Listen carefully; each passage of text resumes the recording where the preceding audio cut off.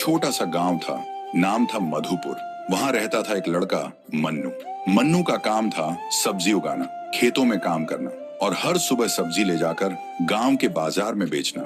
लेकिन मन्नू थोड़ा अजीब था। वो मिट्टी से बात करता था। लोग उसका मजाक उड़ाते थे, अरे यार ये पागल है, मिट्टी से बात करता है। लेकिन मन्नू सिर्फ एक ही बात कहता, मिट्टी सब सुनती है और जब सब छोड़ जाते हैं तब वही मिट्टी अपने पास बुला लेती है। वक्त गुजरता गया और एक दिन गांव में आई एक शहर की लड़की, भूमि। वो फोटो जर्नलिस्ट थी, मिट्टी, फसल और किसानों पे काम कर रही थी। उसने मन्नू को देखा, एक कोने में बैठा, आंखें बंद किए मिट्टी से बात कर रहा था। भूमि उसके पास जाती है और पूछती है, तुम किससे बात कर रहे हो? मन्नू उठ के कहता है, माँ से। अब मेरे पास बस वही बची है। भूमि चौंक गई और बोली, मिट्टी कैसे बोल सकती है? मन्नू ने आंसुओं भरी आंखों से कहा, जब माँ गई मैं उनकी चिता के पास रात भर बैठ के रोता रहता था, उनकी चिता में ही लेटे रहता था। फिर एक दिन चिता की मिट्टी से एक आवाज आई, मन्नू, तू रो मत बेटा, मैं तेरे पास हमेशा थी और हमेशा रहूंगी। जब मेरी याद आए मिट्टी के सामने बैठ के मुझे बुलाना, मैं आ जाऊंगी तेरे पास। और तब से मैं हर रोज उनसे बात करता हूँ, क्या उगाना है क्या नहीं, माँ सब बताती है। भूमि सुनकर भावुक हो गई थी। उस दिन के बाद भूमि हर रोज मन्नू के खेतों में आने लगी, रिकॉर्डिंग करती, हंसी मजाक करती और धीरे धीरे दोनों अच्छे दोस्त बन गए। फिर एक दिन भूमि के कैमरे में कुछ खराबी आ जाती है, प्रोजेक्ट रुक जाता है और उसे शहर लौटना पड़ता है। वो जाने से पहले मन्नू से पूछती है, अगर मैं कभी वापस न आई तो? तभी आसमान गरजने लगा और बारिश होने लगी, जैसे कुदरत ने भी उनका रिश्ता महसूस कर लिया हो। मन्नू मुस्कुराते हुए कहता है, तब भी तू यहीं होगी। जब कभी बारिश आएगी मैं समझ जाऊंगा, किसी ने मुझे दिल से याद किया है, किसी ने बिना कहे प्यार निभाया है और वो आज फिर से मुझे मिलने के बहाने बादलों के साथ आई है। भूमि की आंखों में आंसू थे पर उसने कुछ नहीं कहा, बस मुस्कुराई और चली गई। उसके जाने के बाद मन्नू फिर से अकेला हो गया था। देखते ही देखते साल बीत गए। मन्नू अब भी खेतों में काम करता है, रोज उस मिट्टी से बात करता है और जब भी बारिश होती थी वह मन्नू आसमान की तरफ देख के कहता है, आई थी ना तू भूमि। तो दोस्तों, कुछ लोग जिंदगी में सिर्फ कुछ पल के लिए आते हैं, लेकिन उनकी यादें एक उम्र भर बारिश बन के बरसती रहती हैं। अगर आपके दिल में भी कोई ऐसा है जिसे खोने का डर है तो कमेंट में लिखो, हाँ है। एक लड़की थी, नाम था पीहू। ना माँ थी ना बाप, एक झोपड़ी में अकेली रहती थी। हर रोज सड़क किनारे बैठ जाती थी, फटे कपड़े, गंदे बाल और आंखों में भूख की जलती हुई आग। लोग आते जाते, कोई दान देता, कोई थूक के चला जाता, लेकिन पीहू कुछ अजीब थी। जिसने उसे खाना दिया उसके हाथों में फूल खिलते थे और जिसने उसे नजरअंदाज किया या हंस के निकला, कुछ ना कुछ उसका कट के ही रहता था। एक दिन शहर का सबसे बड़ा ठेकेदार तिवारी सेठ को जोर से सूसू लगी थी। वहीं जगह आके गाड़ी रोकता है। गाड़ी से उतरते हुए देखकर पीहू, हाँ भैया कुछ खिला दो, बहुत भूख लगी है। लड़का हंसा, तेरा पेट नहीं भरेगा कभी, चल हट। लड़का बोल के चला जाता है। उसी रात 2 बजे वो लड़का सो रहा था। उसे एक आवाज सुनाई दी, अब तुझे भूख लगेगी पर खाने को कुछ नहीं मिलेगा, कभी नहीं।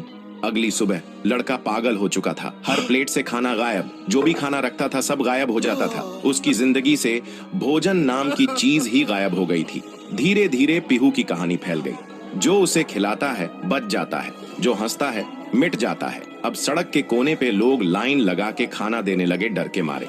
लेकिन ट्विस्ट ये है, पीहू कोई इंसान नहीं है, वो एक भूखी आत्मा है जो सालों पहले इसी जगह पर खाना मांग रही थी और एक नशे में चली गाड़ी ने उसे कुचल दिया था।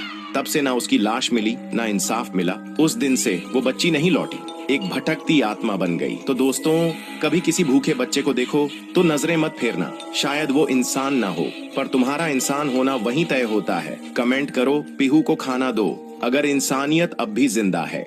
एक गांव था, सुंदर शांत, जहां लोग हंसी खुशी जीते थे। बच्चे गाना गाते हुए स्कूल जाते और रात में लोग छत पे तारे गिन के सो जाते। लेकिन उन्हें क्या पता था, उस सुकून पे अब अंधेरा छाने वाला था, क्योंकि उस गांव में लौट आई थी पीहू। गांव के बाहर एक स्कूल था और उसी स्कूल के सामने पीहू रोज बैठ जाती थी खाना मांगने के लिए। लोग आते जाते देखकर सोचते थे, कोई बेघर बच्ची होगी। एक रात स्कूल का एक गार्ड रात में चौकीदारी करते हुए वहां से गुजर रहा था।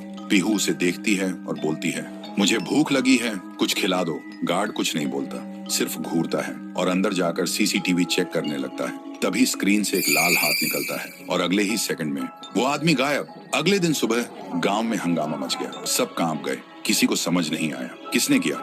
उसी दिन 9वीं क्लास का एक लड़का खाना खाते हुए पीहू के पास जाता है और बोलता है, खाना चाहिए भिखारी, जा अपने बाप से मांग, और हंस के चला जाता है। पीहू कुछ नहीं बोलती, बस चुप रहती है। अगली रात उसकी माँ चीख चीख के रोड पे भागती है, मेरा बेटा अंदर से खाली हो गया है। डॉक्टर बोलते हैं, इसके अंदर ना दिमाग है, ना किडनी, ना लिवर, सिर्फ अंधेरा है। अगले दिन गांव के लोग इकट्ठा हो जाते हैं, सब बोलते, जब से पेड़ पे लाश लटकी थी तब से कुछ ना कुछ गलत हो रहा है। किसी ने सजेस्ट किया शांति के लिए पूजा करनी होगी। फिर रात में एक बड़ा पंडित बुलाया गया, पूरा गांव जमा हुआ था। पूजा शुरू होता है, लेकिन जैसे ही पंडित ने पहला मंत्र बोला, जोर का धमाका हुआ। पंडित का शरीर फट के टुकड़ों में बिखर गया, चारों तरफ खून और मांस के लोथड़े उड़ गए। लोगों की चीख पुकार मच गई और उसी खून से एक दीवार पे लिखा हुआ था, मुझे पूजा नहीं खाना चाहिए था। तो दोस्तों, अगर आप अच्छे इंसान हो तो कमेंट करो, मैं पीहू को खाना दूंगा। और अगर डर लग रहा है तो सब्सक्राइब करो, क्योंकि कहानी अभी खत्म नहीं हुई। पीहू अभी भी भूखी है। 1 महीना बीत गया था। पीहू के डर ने गांव के लोगों को पागल कर दिया था। कोई स्कूल नहीं जा रहा था, बच्चे खिड़कियों से पीछे छुप के बाहर झांकते थे। लेकिन पीहू अभी भी उसी स्कूल के सामने बैठी मिलती थी, जुबान पे एक ही लफ्ज, मुझे भूख लगी है। फिर एक दिन गांव में एक बड़ा तांत्रिक आया। सुना था 1000 भूत प्रेत भगाए हैं उन्होंने। तांत्रिक गांव में कदम रखते ही एक आदमी से पूछा, ये गांव इतना शांत क्यों है? आदमी बोला, हमारे गांव में एक छाया घूम रही है जो मुझे भूख लगी है बोल के इंसान को निकल रही है। तांत्रिक ने आंख बंद की और जो देखा वो चौंक गया। फिर उन्होंने गांव वालों को बुलाया और बोला, वो बच्ची की आत्मा किसी वस्तु में बंद है, हमें उसका असली घर ढूंढना होगा, वहीं कुछ मिल सकता है। फिर एक रात गांव के 2 जवान साहसी लड़के पीहू का पीछा करते हैं और देखते हैं पीहू एक पुरानी झोपड़ी के अंदर जाती है। दोनों चुपके से झांकते हैं। पीहू एक पुरानी गुड़िया के सामने और उससे बात कर रही होती है जैसे वो जिंदा हो। दोनों देखकर चौंक जाते हैं। फिर अगली सुबह वही 2 लड़के झोपड़ी में जाकर वो डॉल उठाते हैं और ले जाते हैं तांत्रिक के पास। तांत्रिक डॉल को देखकर चिल्लाता है, यही है, इसी में बंद है वो बच्ची की आत्मा, इसे आग में जलाना होगा तभी सब खत्म होगा। फिर रात में तांत्रिक गुड़िया को आग में डाल के हवन करता है, जोर जोर से मंत्र जप करता है। तभी एक भयानक चीख गूंजती है, मैं भूखी हूँ, और अचानक वो डॉल हवा में उड़ जाती है और सबके सामने उस डॉल से निकलती है पीहू।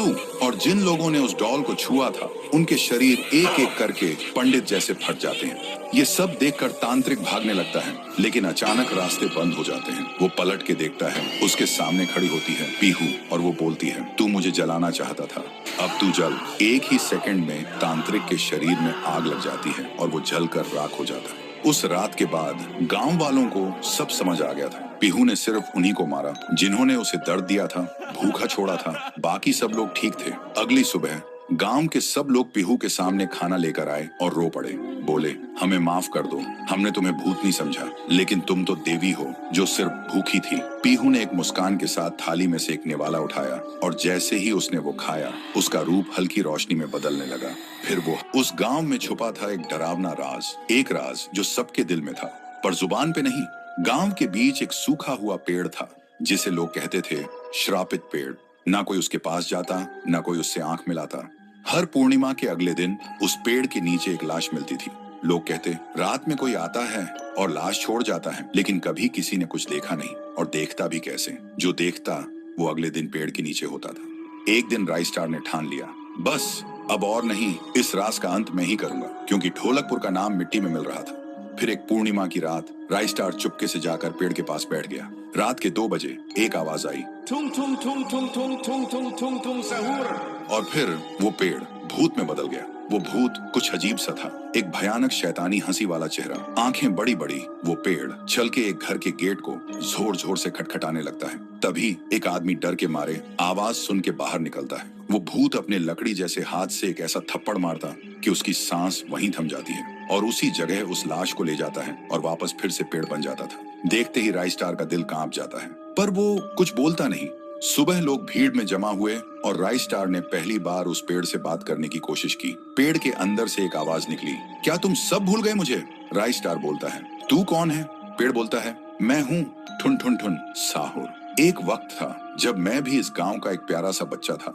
लेकिन 100 साल पहले मुझे इसी पेड़ से रस्सी बांधकर उल्टा लटका दिया गया, गांव वालों की आंखों के सामने, और मेरी मौत को तमाशा बना दिया गया, सिर्फ इसलिए क्योंकि मैंने एक राज देख लिया था जो लोग छुपाना चाहते थे।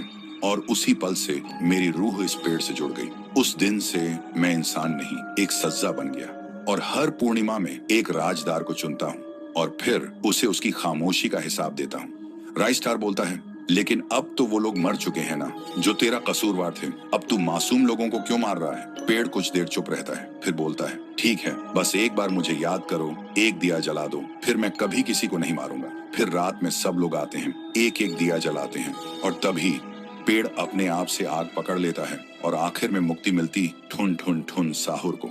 उस दिन के बाद गांव में कभी कोई लाश नहीं मिली। हर पूर्णिमा में लोग एक दिया जलाकर उसकी यादों को जिंदा रखते हैं, क्योंकि अगर भूल गए तो सपने में एक आवाज सुनाई देती थी, Tung tung tung tung tung tung tung tung tung सहूर। एक गांव था, नाम था सहूरपुर, क्योंकि उस गांव में बस सहूर सरनेम वाले ही रहते थे, इसलिए उस गांव का नाम पड़ गया था सहूरपुर। वहीं रहता था एक मजाकिया आदमी, ठुन ठुन ठुन सहूर। वो सबसे अलग था, आंखें बड़ी, हाथ लंबी और एक अजीब सी मुस्कान। गांव के लोग उससे प्यार से कहते थे ठुन ठुन। ठुन ठुन का काम ही था लोगों को हंसाना। एक दिन गांव में मेला लगा। मेले में सब आए थे, बड़े झूले, बच्चों के झूले, चूरन, पॉपकॉर्न, सब। ठुन ठुन भी बड़े आराम से मेला घूम रहा था। तभी उसकी नजर पड़ती है एक बोर्ड पे, बोलने वाला मुर्गा, सिर्फ 10 रुपए में। ठुन ठुन सोचता है, अरे भाई, अगर 10 रुपये में बोलने वाला मुर्गा मिल गया तो कल से मैं तो मिनिस्टर बन जाऊंगा रे। फिर वो बोर्ड वाले को 10 रुपये देता है और बोलता है, भैया एक बोलने वाला मुर्गा देना। बोर्ड वाला एक पुराना सा मुर्गा उसे थमा देता है, जो देखने में थोड़ा दुखी सा लग रहा था, जैसे उसकी गर्लफ्रेंड छोड़ गई हो। ठुन ठुन मुर्गा को घर ले आता है और बोलता है, चल रे अब बोल, अब देखता हूँ तू क्या बोलता है। मुर्गा मुंह खोलता है, जमींदार हरामखोर है। ठुन ठुन सुनते ही चिल्ला पड़ता है, ओए ये तो सच्ची में बोलता है रे। मुर्गा फिर बोलता है, और गांव के सरपंच ने स्कूल का पैसा चुराया है।